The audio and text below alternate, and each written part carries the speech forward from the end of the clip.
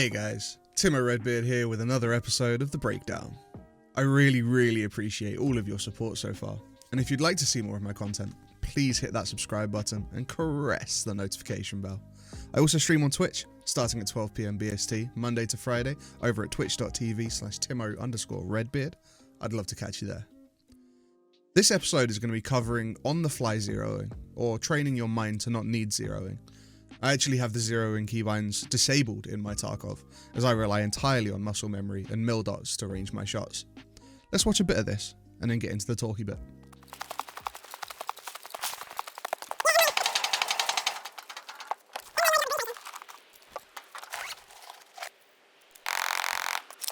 Ah yes, fog. Don't we just love the fog? At least it's providing me as much cover as it's providing others. So, it might be hard to see. Sorry, stream VODs are only 720p. I am working on improving this. But I notice a little glint from a green helmet. The SSH-68 helmet. An excellent little piece of World War II kit. Great ricochet chance due to being made of steel and very cheap. Shame about the reflections though. Oh, please tell me I just got that. Oh, please tell me I just got that. As you can tell from my excitement, I was pretty sure I'd made that shot. I had. The guy came into chat a moment later, and he said GG. But let's talk about the shot itself. My weapon is 0 to 50, default 0 for all my scopes. And I know that the tower to the marked buildings is roughly 250 meters. I'm going to talk about how I know that later on. So if my zeroing's 50, and the distance is 250, and each mil dot on the voodoo is roughly 5 MOA, or minute of angle, which means without zeroing roughly 100 meters, then I can aim 2 mil dots up. I generally aim a little lower than necessary. This is due to the FOV in-game, and many will argue that the mil dots are actually more like 90 meters. So I place the second mil dot on his chest, and pull the trigger. Aiming slightly lower paid off, as the shot connected with his face. And if I had aimed true to the 100 meter mil dot, it would have soared over his head. This sort of on-the-fly zeroing takes time to learn, and I am by no means telling anyone that this kind of ranging is better than actually zeroing your weapon. But if you have the map knowledge, and the knowledge of the MOA or the meters per dot of the scope you're using, it could save you time, and a few missed shots.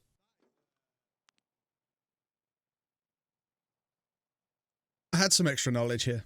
I knew that the guy I killed originally was fighting other people, and he told me in chat that he hadn't killed them, so I knew that there were more. I kept watching the area, and finally, I see a little head pop up in some bushes out the back of Marked Room. Did I just see him then?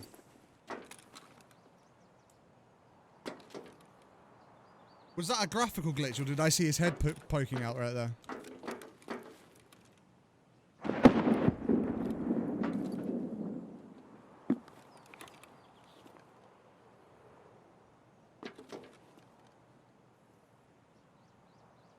Yeah, no, that's him.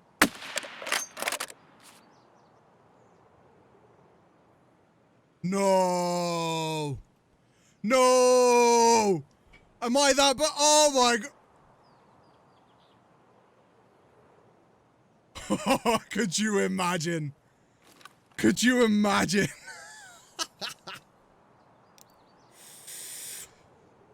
Through the fucking mailbox. Through the mailbox.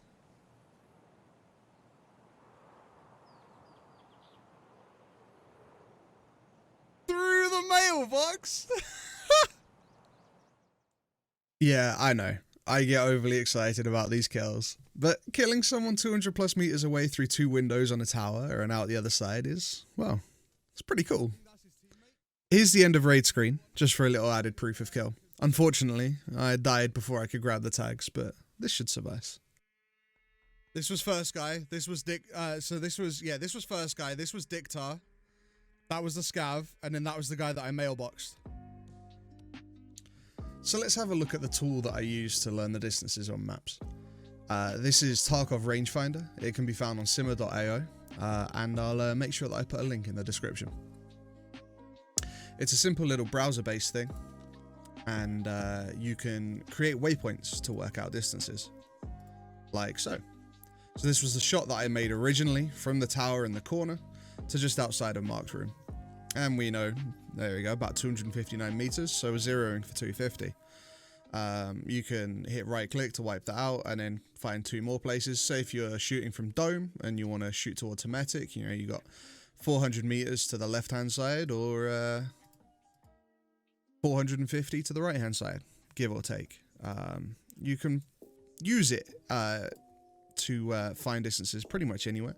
It has all of the maps. Now they're not listed, so if you're not familiar with the maps, you might need to do a quick Google. But you can see you got shoreline here, customs, interchange. Interchange is very useful because for shooter born in heaven quest, the 100-meter headshots on interchange are quite hard. But one of the really nice little spots for interchange shooter born in heaven, I find, is this stretch right here. Especially if you spawn over on this side, then and you find other people that are rushing up to the tech stores, and there's often fighting around the tech light and the ultra medical room. If you come up to your end escalator and push along a bit, you've got 153 meters here. Really, you could push up to the middle even, and you know, shoot towards tech light and ultra medical, and you've got your 100 meters right there, which is really useful for shooter born in heaven. So as it goes, generally, this tool is fantastic for learning your distances. On woods, when you're looking for your woods headshots, like this is Sniper Rock right here, and to spine it's almost 300 meters. Maybe if you're up on this side of Sawmill and you're shooting towards people coming up from the other side of Sawmill, you got 143 meters there. There's a little bush that I love as you're coming up here. So you've got your crashed medical transport here. You come up here, you've got these rocks, and there's a bush just here looking out over Sawmill, and you've got 133 meters to Big Red over there. You've got 176 over to these rocks where this other spawn will often come up to push towards Sawmill.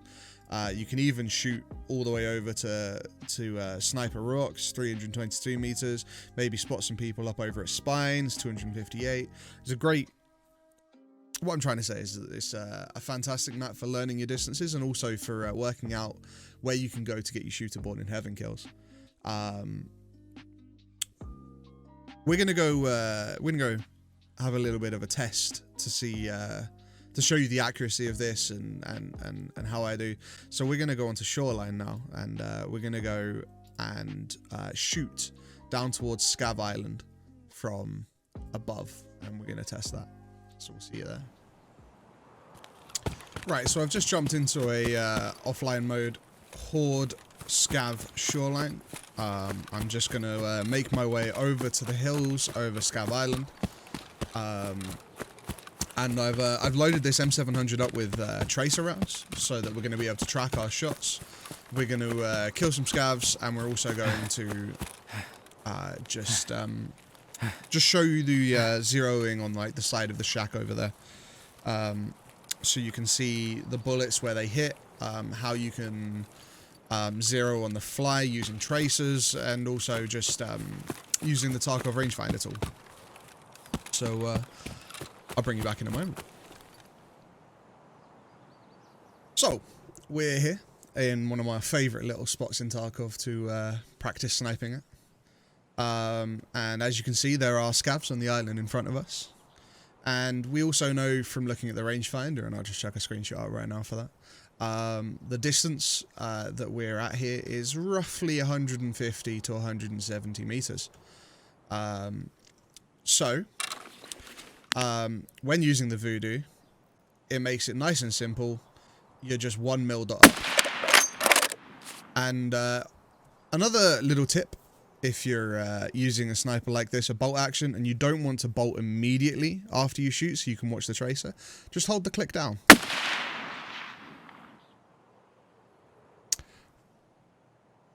That bullet ricocheted off into the water, which is interesting.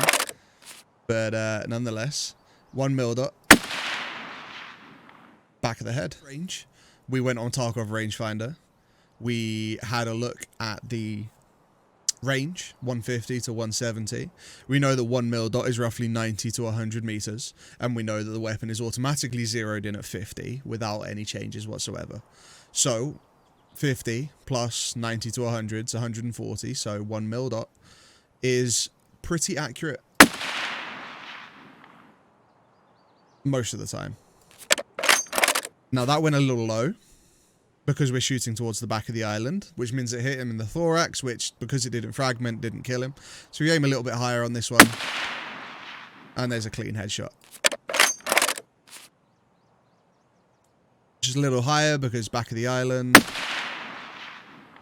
straight through his head, out the other side, and into the water behind. This scav, actually, if I were to shoot directly on him, on his head, you'll see that it dropped lower and went on his arms, and it dropped about 1 mil dot in height. We'll go again with this guy on his head, and we'll see that the bullet should connect with his thorax or his arm, like that. So we can tell that we're accurate in this regard by aiming 1 mil dot down. We know that we're accurate on this distance because when we aim perfectly, we see that the bullet drops 1 mil dot in distance. Anyway, that's been it for me and zeroing on the fly. I hope you guys have enjoyed. The tool is very, very useful, and as you can see here, is very accurate, so you can use it, and you don't have to worry about things being slightly off. There are always tolerances involved, 10 meters here, 5 meters there, etc, etc. But if you learn those ranges, it's just the key ones I find, such as from here to Scav Island, or when I'm on reserve from that tower to marked. If you know the key distances, you're going to have a much better time when it comes to zeroing in fast, and you don't need to zero with your keys. Of course you still can, and those distances help you with that, because if you're in that tower back on reserve, and you know that it's 250 meters to marked, you could just zero to 250 and then click right on their heads. However, for me at least, that effort of going and hitting my key and making sure that I'm zeroing correctly and stuff, sometimes that loses you the kill, right? So that's just me. Now, another note just to add on to the end of this, FOV effects drop. This is an issue that Tarkov has at the moment, and so you just need to be aware of that. I play on 65 FOV, which is the middle point, and I find that that's perfect for me. However, if you play more zoomed in or more zoomed out, your drop is going to be different. It's going to play differently. And so some things can be a little bit off if you have a different FOV, and you might try and make the same shots as me and it doesn't work, if that makes sense. As always, I've been Timoredbeard. You guys have been awesome, and I'll be back next Sunday with more content, but if you want to catch me before then, I stream Monday to Friday, 12 PM BST at twitch.tv/Timo_Redbeard. I'd love to see you there. If you haven't already and you did like this video, please hit that like button, drop me a subscription, hit that subscribe button if you feel like it, and if you do, make sure you caress that notification bell. Thank you very much, everyone. I'll catch you next week.